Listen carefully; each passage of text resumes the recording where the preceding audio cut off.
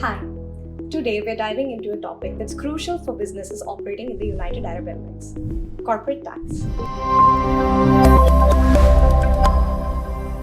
Whether you're a company, a partnership, or a natural person conducting business activities, corporate tax affects you. What is corporate tax?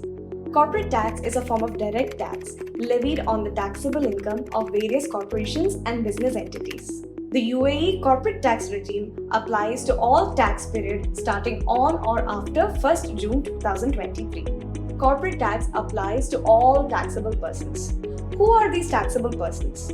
Juridical persons that are incorporated in the UAE or foreign juridical persons that are effectively managed and controlled in the UAE. Natural persons who conduct business activities in the UAE, and non-resident juridical persons that have permanent establishment in the UAE.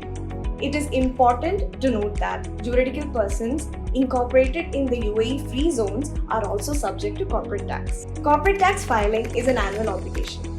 It is important to note that corporate tax return and the payments are to be made to the Federal Tax Authority within 9 months from the end of the taxable person's tax period.